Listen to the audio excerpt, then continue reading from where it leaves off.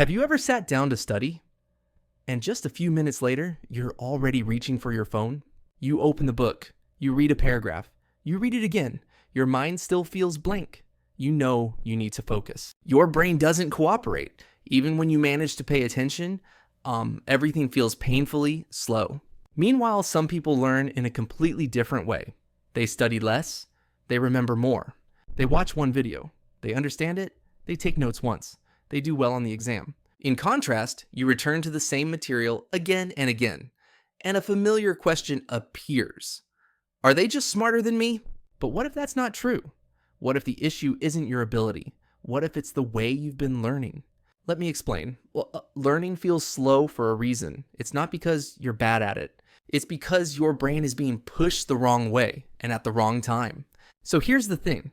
By the end of this video, you'll understand why your old study methods keep holding you back. You'll also see what changes when your perspective shifts. Nothing complicated, nothing flashy. But when it finally clicks, it might feel a little unfair. If this already sounds familiar, consider staying with me, maybe giving the video a like or subscribing so you don't miss what comes next. First, why old school studying stops working. Have you ever studied a lot, but your results barely changed? Most people believe that if you read carefully and take detailed notes, learning will happen. But here's the thing, that belief is wrong. You open the textbook, you read from start to finish, you highlight the important parts, you rewrite your notes to make them neat. It looks productive, it feels busy, and it's exhausting. Meanwhile, 1 week later, most of it is gone. The problem is not that you're lazy or bad at learning. The problem is the method. Reading and highlighting are passive learning. They create familiarity, not long-term memory. It's like watching someone else do push-ups and expecting your arms to grow. Feeling like you understand is not the same as actually remembering. But what if you've been learning in reverse? You start with what feels easy. You avoid what feels hard, while the brain only keeps what it has to use. The core principle is simple. Your brain remembers what it has to pull out, not what it just takes in. So next time, read less. Close the book earlier. Ask yourself, what can I recall right now? Explain it in your own words. Write it down without looking. That's it. Stop trying to be a good student. Start thinking like someone who actually wants to remember. And from here, the way you learn will completely change. Second, how learning really happens in the brain. Have you ever felt like you studied it well, but when you actually need it, your mind goes blank? A lot of people believe that if you review something again and again, the brain will eventually remember it. But here's the thing, the brain doesn't work that way. You reread old lessons, you look over your notes, you nod because it feels familiar, and you think, yeah, I get it. Meanwhile, that's just familiarity, not real memory. The brain is always asking one simple question, will I need this again? If the answer is no, it deletes it. If the answer is yes, it keeps it. And the only way the brain knows something matters is when you have to pull it out of your own head. That's called retrieval. It means trying to recall without looking at the material, even if you remember it wrong, even if you can't remember anything at all. The act of trying sends a clear signal. This matters. Keep it. The core principle is simple. Trying to remember is how the brain learns. So next time, don't reread right away. Close the material earlier. Ask yourself, what can I remember right now? Say it out loud, even if it's messy, then check after. Feeling uncomfortable is not a sign that you're bad at learning. It's a sign you're doing it right. And this is how the brain actually learns. Third, passive consumers versus active creators. Have you ever felt like you're learning a lot, but barely able to use any of it? A lot of people believe that if they watch enough, read enough, and study enough, they'll naturally get better. But here's the thing. Consuming information is not the same as remembering it. Most people are consumers. They watch videos, listen to podcasts, take beautiful notes, save tons of resources. They feel busy, they feel productive. Meanwhile, very little actually sticks. The problem is not that you're not studying enough. It's that you're only taking things in, not creating anything.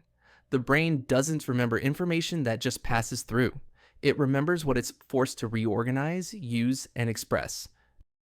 Builders do it differently. They learn something and immediately create something from it, even if it's small. They don't wait to fully understand. They don't wait until they feel ready. The core principle is simple. You don't remember what you consume, you remember what you create.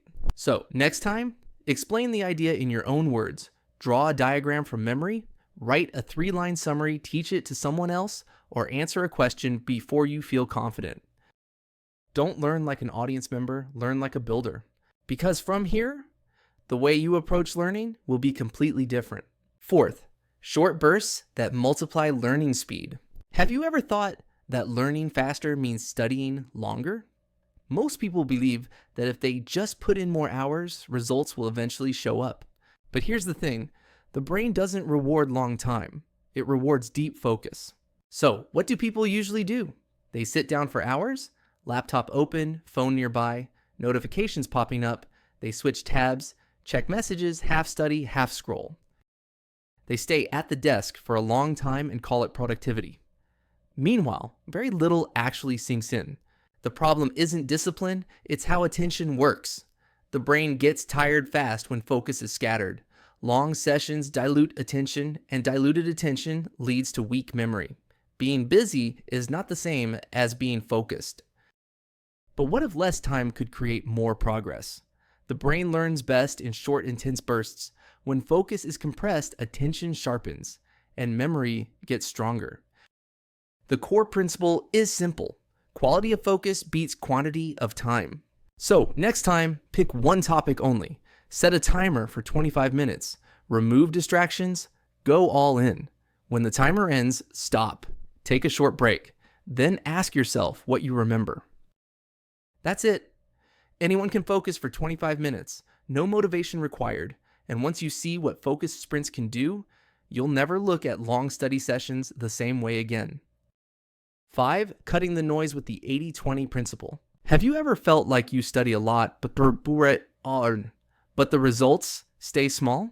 Most people assume that more content means more learning, so they try to cover everything, every chapter, every detail.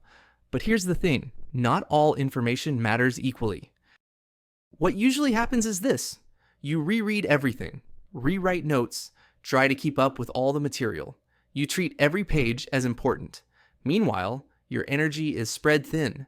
You feel overwhelmed, tired, and strangely, you remember very little. The problem isn't effort, it's focus. When everything feels important, nothing really sticks. The brain can't tell what actually matters, so it saves nothing deeply. But in every subject, there are a few ideas that unlock everything else. A small number of concepts create most of the results. This is the 80-20 rule. About 80% of outcomes come from 20% of what you study. The core principle is simple. Not everything deserves your time. So next time, ask what concepts show up again and again. Identify what explains the most. Focus on the basics that unlock the rest. Let go of details that barely move the needle. Study less, choose better, because learning faster isn't about doing more. It's about being ruthless with what actually matters. 6. Building systems that make learning stick. Have you ever waited until you felt motivated to study and then nothing happened? Most people think motivation is the key, that if they just feel like studying, they'll finally be consistent. But here's the thing. Motivation comes and goes. What usually happens is this. One day you feel inspired, you study hard. The next day, you're tired, busy, or distracted. The habit breaks, and you blame yourself. Meanwhile, the real problem was never discipline. The problem is relying on feelings. Feelings are unstable. Systems are not. A system is something that runs whether you feel good or not. Same time, same place, same trigger.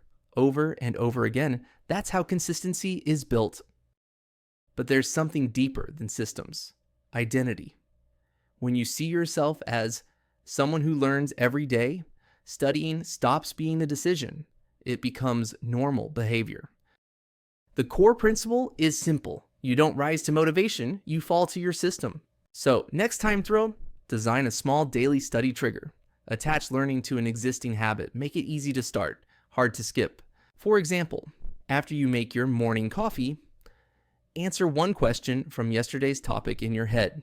Or when you sit down at your desk, write 3 things you remember about what you're learning. Stop asking, do I feel like studying? Start acting like the kind of person who just does. Because long-term learning isn't about effort. It's about who you become. If you look back, none of this was about studying harder. It was about studying differently. Passive reading doesn't work. Retrieval does. Consuming information feels productive, but building with it is what makes it stick. Long hours don't beat short, focused sprints. Not everything deserves your time, and systems will always outlast motivation. These ideas matter because they give you control. They take learning out of the talent category and put it into something you can actually design. You're not slow. You weren't bad at learning. You were just using methods that make forgetting easy. If this helped you see learning in a new way, you might want to stick around. Feel free to like the video so more people find it, and subscribe if you want more practical ideas like this. And seriously, thank you for spending your time here. I appreciate you watching.